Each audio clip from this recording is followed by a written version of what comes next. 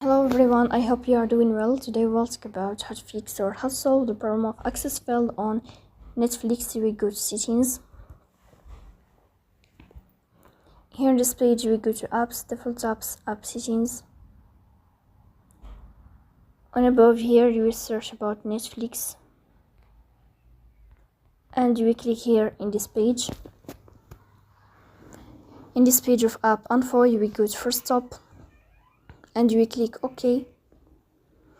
Here you will enter to storage. Then we click on clear cache.